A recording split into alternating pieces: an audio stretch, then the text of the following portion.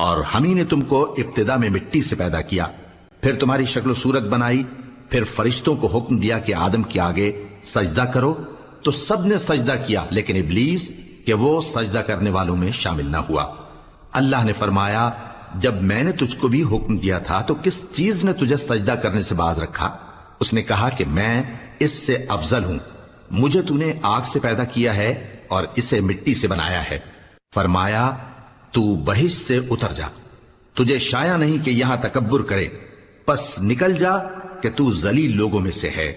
اس نے کہا کہ مجھے اس دن تک مہلت عطا فرما جس دن لوگ قبروں سے اٹھائے جائیں گے۔ فرمایا اچھا، تجھ کو مہلت دی جاتی ہے۔ بولا کہ مجھے تو نے گمراہ کیا ہی ہے، میں بھی تیرے سیدھے رستے پر ان کو گمراہ کرنے کے لیے بیٹھوں گا، پھر ان کے آگے سے اور پیچھے سے اور دائیں سے اور بائیں سے غرض ہر طرف سے آؤں گا اور